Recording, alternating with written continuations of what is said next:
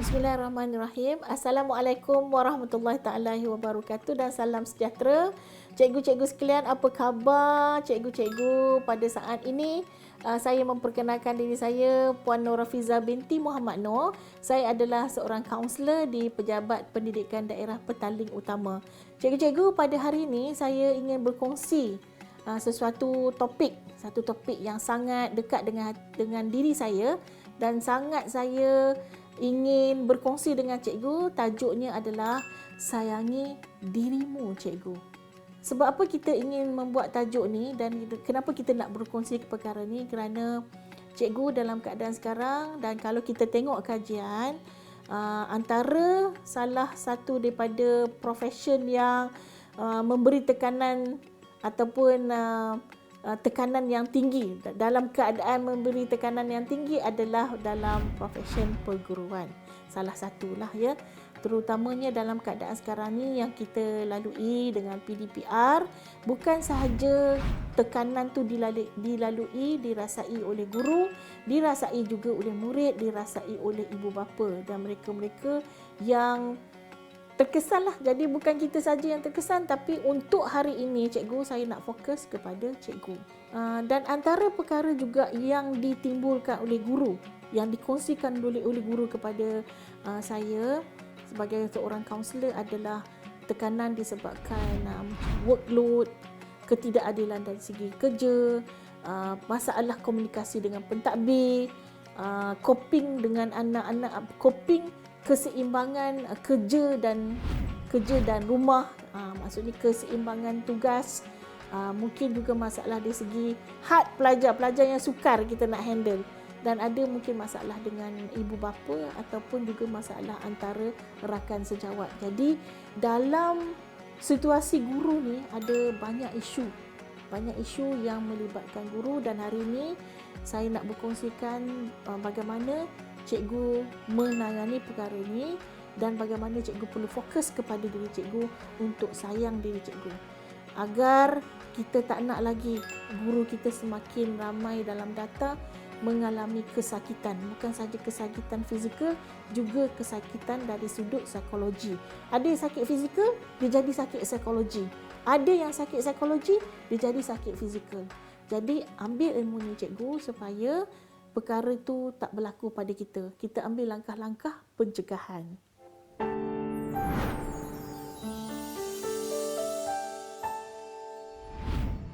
Antara yang dilalui, perkara yang paling banyak dilalui oleh guru adalah stres. Jadi stres ni ada tahap-tahap stres je. Jadi stres ni mungkin berlaku kerana accumulate. Banyak peristiwa berlaku, sikit-sikit benda tu disimpan hingga dia jadi benda yang besar. Ataupun dia datang secara mendadak.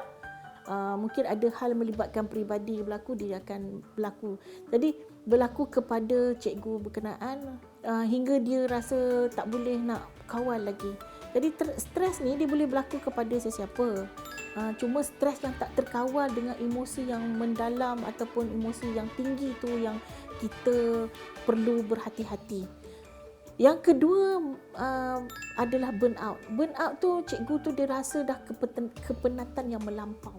Dia dah rasa macam enough, cukup dah, tak larat dah.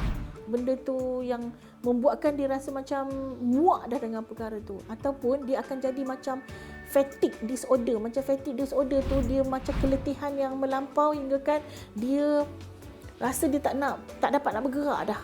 Ya, ada kes yang macam ni yang saya handle. Pihak keluarga memikirkan cikgu ni mengalami sakit lain, tapi sebenarnya bila saya teroka dan mendalami apa yang dilalui, sebenarnya dia dah burn out hingga dia dah jadi fatigue, dia jadi kepenatan ataupun keletihan melampau. Dia rasa nak tidur je dan dia tak nak buat apa-apa dah. Jadi ini perlu kepada rawatan kepada psikologi. Kita perlu bantu dia. Jadi bukanlah kita nak bawa pergi berubat-berubat ke tempat merata-rata yang tak pasti ya. Cikgu-cikgu, saya nak ingatkan, kita ada sakit fizikal, kita ada sakit psikologi, kita perlu dapatkan rawatan yang sebenar ke hospital. Jadi dalam pengalaman saya, banyak berlaku stres, burnout, bipolar disorder dan anxiety disorder. Bipolar disorder tu dalam keadaan dia kadang-kadang momentum terlalu tinggi dan ada momentum terlalu rendah. Dan benda ni bukan sesuatu yang luar biasa. Benda ni, perkara yang berlaku ni dia boleh berlaku kepada sesiapa saja. Jadi perlu dapatkan bantuan kepada orang yang pakar. Boleh jumpa kepada kaunselor atau pergi ke hospital untuk dapatkan pandangan doktor psikiatris. Jangan kita rasa dijudge, dilabel hingga kita tak dapatkan bantuan. Kita perlu dapatkan bantuan dan sokongan daripada pakar. Jadi jangan segan, jangan malu dan jangan fikir apa yang orang fikir. Fikir untuk jaga kesihatan diri sendiri. Didik TV KPM.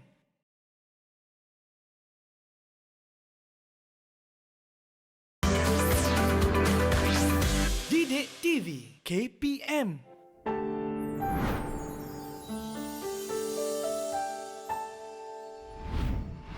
Untuk teknik yang pertama, untuk kita berfokuskan kepada nak menangani stres dan burnout yang menjadi pada keadaan sekarang. Kalau kita bawa realiti sekarang ni, kita mengalami dalam keadaan pandemik COVID-19 ni, suasananya adalah guru-guru tak berada di sekolah, berada di rumah, menguruskan kelas, menguruskan semua kerja-kerja sekolah di rumah, dan dalam pada masa yang sama menguruskan keluarga, menguruskan anak-anak yang mungkin juga ada dalam kalangan kita, anak-anak juga sedang mengikuti kelas ataupun PDPR. Jadi ini yang akan mungkin keadaan sekarang.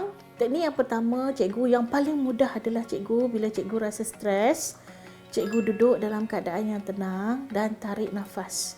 Sebab bila dalam keadaan kita kalut ataupun kita kelam kabut ataupun ada banyak benda kita nak uruskan, kita lupa nak take a break. So, remind yourself to take a break and take a deep breath. Maknanya tarik dengan nafas yang dalam. Caranya adalah cikgu, kita tarik nafas dalam-dalam dengan kiraan 5. Contohnya 1, 2, 3, 4, 5 dan kita tahan 1, 2, 3 dan lepaskan 5. 1, 2, 3, 4, 5. Tarik nafas dan hembus nafas ini, cikgu perlu dalam keadaan yang tenang. Cikgu boleh berada di mana-mana. Maknanya bila ada kesempatannya, cikgu ambil ruang ni untuk buat deep breathing. Bila kita tarik nafas, dada kita mengembang, perut kita mengembung, dan bila kita lepaskan nafas, dia mengempis. Dan kita tahan nafas tu. Dan bila kita tahan nafas tu, kita bercakap pada diri kita untuk berada dalam keadaan yang relax. Okey? Jom kita buat sama-sama, cikgu. Tarik nafas. 1, 2, 3, 4, 5 dan tahan. 1, 2, 3 dan lepaskan. 1, 2, 3, 4, 5. Cikgu lakukan beberapa kali dalam keadaan duduk ataupun baring dan duduk dalam keadaan yang paling relax. Dan cikgu cakap pada diri cikgu semasa breathing in dan out, cikgu cakap pada diri cikgu, I'm relax, things will be okay, it will be fine. Dan relax hingga ke hujung-hujung jari kita. Maknanya kita bercakap pada jasad kita, body kita, setiap part dan organ kita dalam keadaan relax sambil kita tarik nafas dan hembus nafas.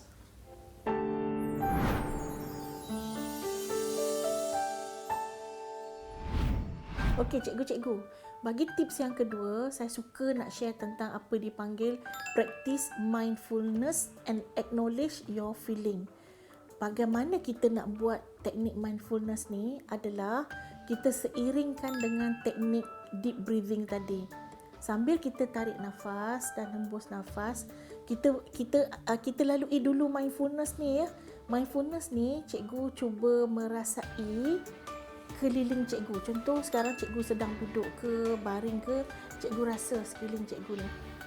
Rasa 3 rasa. Okay, mungkin saya sedang rasa ini, saya rasa kain saya rasa tudung saya, boleh rasa. Bau, cuba cikgu bau keliling cikgu sekarang. Bau apa? Ada bau kopi, ada bau bunga, ada bau tadi cikgu baru lepas makan. Be aware dengan apa yang you bau. Dan be aware dengan apa yang cikgu pandang. Pandang pada sesuatu yang menyenangkan.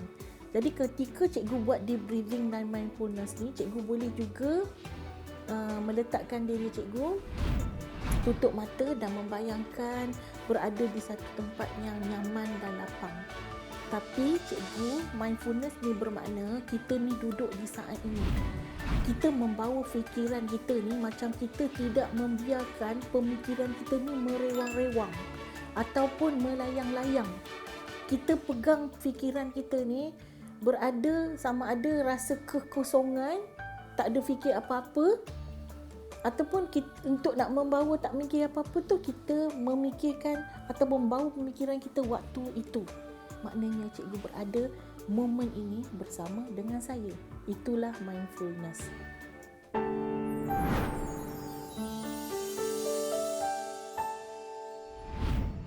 Bagi tips yang ketiga, cikgu sekali-sekala kena keluar daripada rumah. Bila kita ni asyik duduk dalam rumah sampai kita jadi berserabut. Macam mana pun keadaan rumah tu, tinggalkan dulu, keluar. Walaupun mungkin tak boleh keluar pergi jauh, tapi boleh keluar keliling rumah. Boleh keluar ke taman. Sekarang ni kita dah boleh keluar untuk nak exercise kat luar. Jadi, ambil ruang untuk keluar dan ambil udara luar. Cikgu, sekarang ni kita ni kalau kata duduk kat rumah memang kerja tak habis-habis. Kena juga ingatkan diri sendiri, paksa diri sendiri untuk keluar. Dan kalau ada ruang, ada tanah, cikgu buka kasut dan cikgu jalan. Itu dipanggil terapi dengan alam. Okey. Dia walaupun macam kita ambil 5 minit singkat, rupanya yang waktu singkat tu dia memberi satu impak besar kepada psikologi dan perasaan kita. Jadi cikgu, saya nak menasihatkan untuk ambil juga ruang untuk keluar. Kalau kata ada ruang lagi, maknanya pagi atau petang boleh keluar, pakaian exercise dan jalan-jalan di taman park untuk macam tempat untuk bersenaman. Kalau tak berlari, berjalan, ya. Itu adalah salah satu cara yang paling mudah untuk cikgu buat.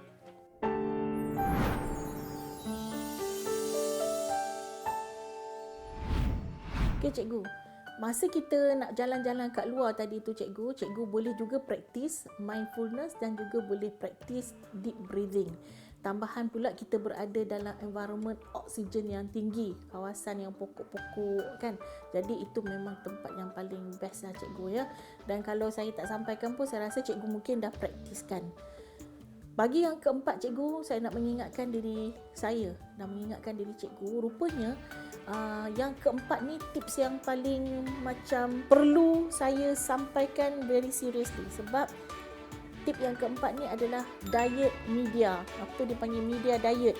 Media diet ni maknanya kita kena kontrol apa yang kita tengok dalam media sosial. Kita kena kawal handphone kita tu.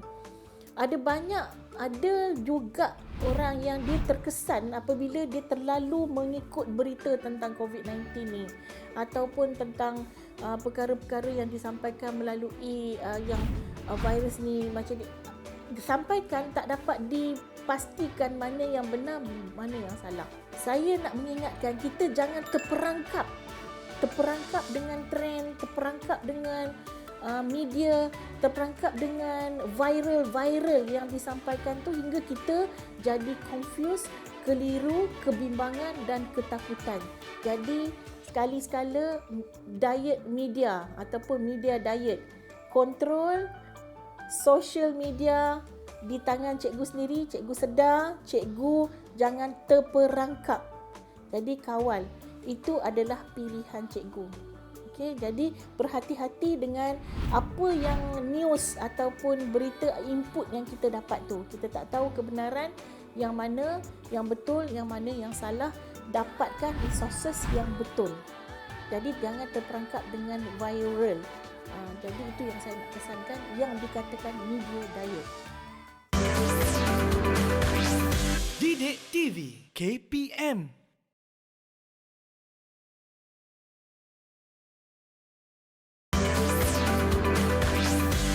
Didik TV KPM.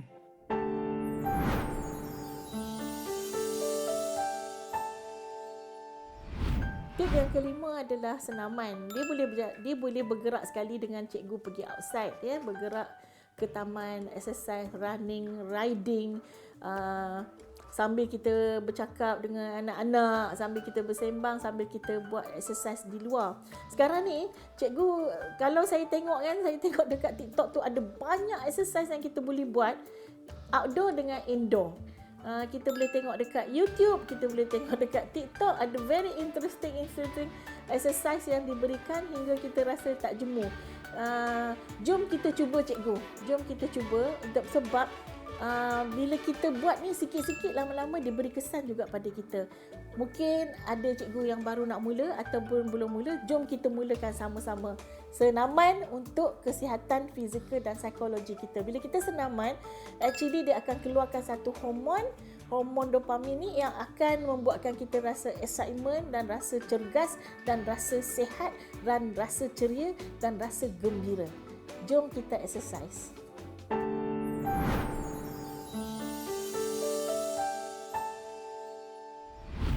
Jadi cara yang keenam, antara tips ataupun teknik untuk cikgu mengurangkan stres dan burnout ni adalah show your love. Jadi waktu sekarang ni kita ni macam banyak berada di rumah, satu keluarga berada di rumah. Jadi bagaimana kita susun jadual diri kita dan anak-anak. Waktu inilah ramai yang berkata hikmah kita berada dalam PKP ni, kita ada waktu togetherness.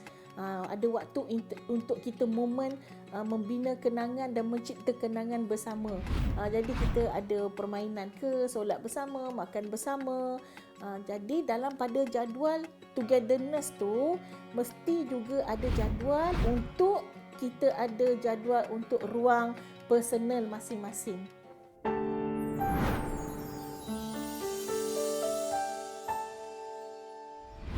Tip yang ketujuh, cikgu, waktu sekarang ni lah cikgu, kita nak organize balik sistem, contoh sistem pengurusan bil-bil kita. Masuk balik dalam dokumen, susun balik apa saja yang berkaitan tentang bil rumah ke, pengurusan nak bayar rumah ke, pengurusan dokumen kita ke. Sebenarnya waktu ni kalau kita ambil ruang dan susun masa, banyak perkara kita boleh buat. Termasuklah kita order balik dokumen peribadi yang kerjaya kita dan dokumen yang melibatkan pengurusan rumah kita. Jadi ambil ruang ini, cikgu.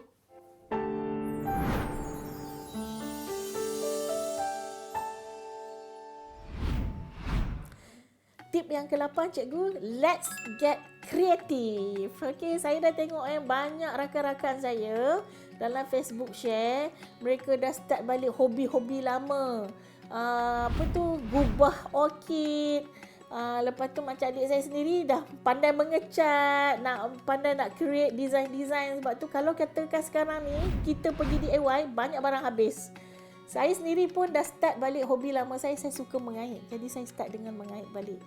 Kait topi, kait tu extender. Jadi kita cari balik hobi yang kita seronok nak buat. Dulu kita tak buat, sekarang kita buat balik. Actually kalau kita ada hobi ni, one of the therapy, cikgu, to create balik creativity kita. Jadi cikgu cari apa yang cikgu minat. Ada buat photobook ke, design ke, okey. Boleh buat dengan anak-anak juga, ya. Jadi be kreatif, cari sesuatu yang cikgu suka. Dan yang paling banyak saya tengok sekarang ni, orang memasak dan menghias rumah. Jom, let's be kreatif. Dan sekarang ni lah kita nak tengok ada ruang untuk nak cantikkan rumah.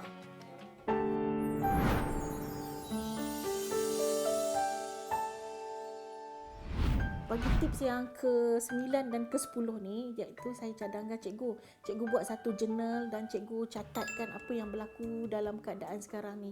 Perasaan cikgu, pengalaman cikgu. Kadang-kadang apa benda yang kita tulis tu, dia stres kita tu waktu sekarang. Bila kita tengok seminggu kemudian, benda tu bukan jadi satu stres lagi pada diri kita. Jadi itu salah satu daripada terapinya adalah journaling, tulis. Dan learn something dengan keadaan sekarang ni adalah cari sesuatu yang cikgu boleh belajar. Okey, macam menantu saya dia nak belajar balik ngaji, nak belajar balik dalam bahasa language, mungkin new language dia nak teroka, ataupun saya sendiri saya nak belajar bahasa Arab dengan bahasa Spain. So cari sesuatu untuk kita isi masa kita tak ada terlalu banyak kelapangan.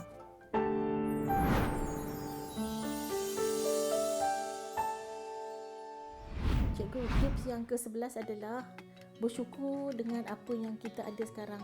Mungkin kita ada kekurangan tetapi kita ada kelebihan lebih daripada apa orang lain.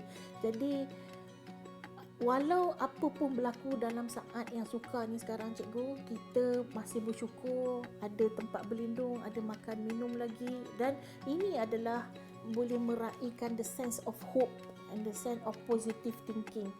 Kita kena saling menyokong antara satu sama lain, bukan menjatuhkan emosi orang lagi.